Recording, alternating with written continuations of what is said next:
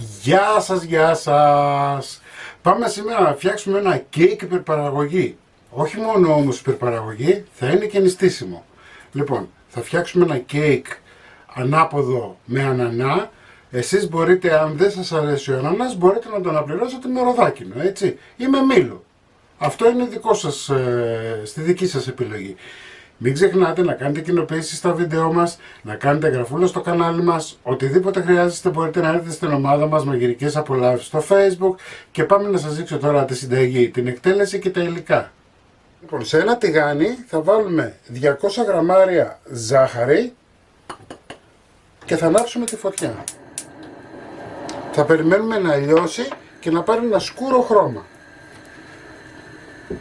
Μέχρι να γίνει αυτό,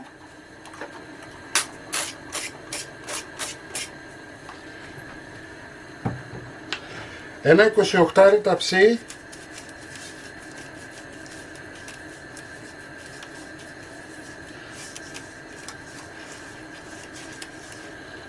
θα το περάσουμε με λίγο σπορέλαιο. Περιμένουμε να λιώσει η ζάχαρη.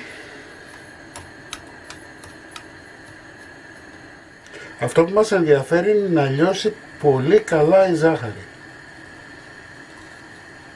Βλέπετε που αρχίζει και σκουραίνει. Κλείνουμε τη φωτιά. Θα το βάλουμε στο ταψί μέσα.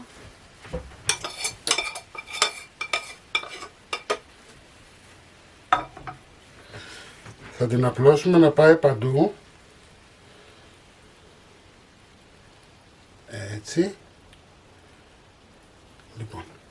Και το αφήνουμε στην άκρη. Λοιπόν, αφήσαμε την καραμέλα και κρύωσε. Βλέπετε. Δεν κολλάει. Θα πάρουμε τώρα ανανά. Είτε ροδάκινο, είτε μήλο, ό,τι θέλετε.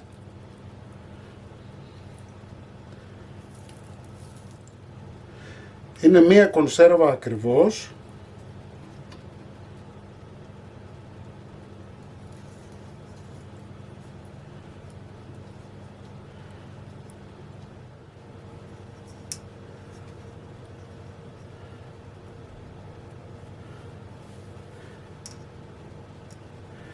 Θα κάνετε ένα σχεδιάκι. Μπορούμε να βάλουμε μέσα στη μέση κεράσι. Εγώ έχω βρει γλυκό του κουτάλιο. Μπορείτε να βάλετε και μαρασκίνο, εάν σας αρέσει.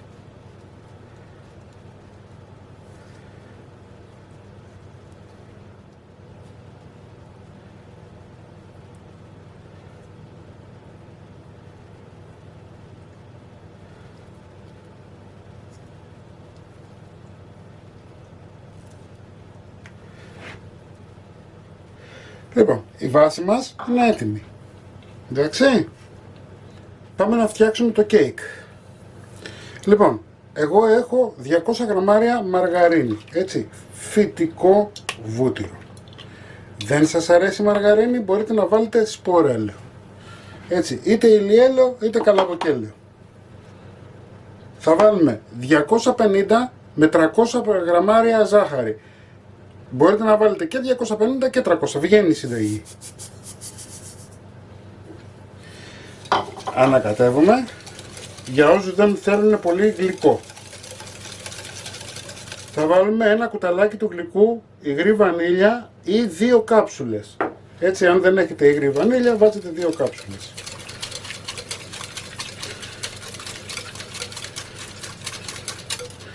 Θα προσθέσουμε το χυμό από την κονσέρβα του ανανά. Είναι περίπου 200 γραμμάρια.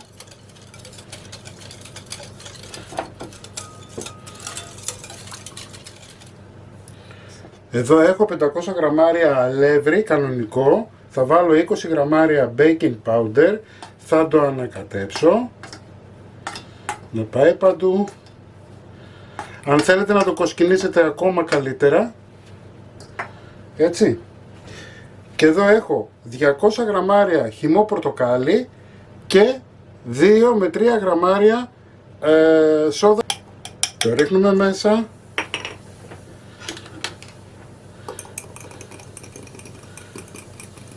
Την ενεργοποιούμε.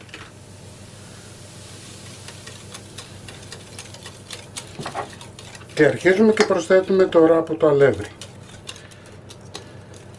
Όπως βλέπετε δεν χρησιμοποίησα ούτε μίξερ ούτε κάποιο μηχάνημα περίεργο. Με το χέρι, γρήγορο. Είμαι σίγουρος ότι θα το ευχαριστηθείτε.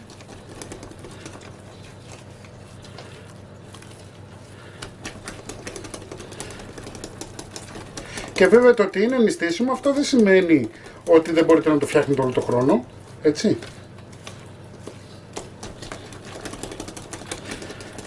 Να κατέβουμε καλά.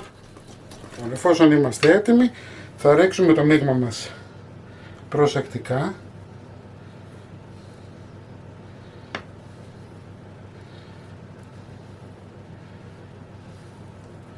Γιατί δεν θέλουμε να μετακινηθούν. Έχουμε ανάψει το φούρνο μας 160 βαθμούς αέρα.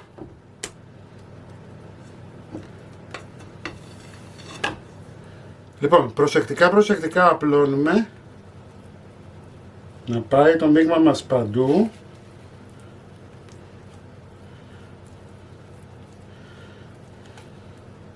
Χτυπάμε λίγο να πάει το μείγμα μας παντού. Εντάξει, πάμε για ψήσιμο 160 βαθμούς αέρα μέχρι να πάρει ένα ωραίο χρώμα. Θα δοκιμάσετε και με ένα ξυλάκι να δείτε όταν είναι έτοιμο για να μπορέσουμε να το ξεφορμάρουμε. Συνήθως όταν ψήνεται καλά ξεκολλάει γύρω από το ταψί. Λοιπόν, μόλις είναι 45 με 50 λεπτά είναι το ψήσιμό του στους 160 βαθμούς αέρα ή 170 βαθμούς αντιστάσεις. Όταν είναι έτοιμο το ξεφορμάρετε αμέσως. Εντάξει. Λοιπόν, το αφήνετε να κρυώσει λιγάκι και μην ξεχνάτε να κάνετε κοινοποίησεις στα βίντεο μας, να κάνετε γραφούλα στο κανάλι μας. Οτιδήποτε χρειάζεστε μπορείτε να έρθετε στην ομάδα μας Μαγειρικές Απολαύσεις στο Facebook και εμείς θα τα πούμε πάλι με ένα επόμενο βίντεο. Γεια και χαρά σας!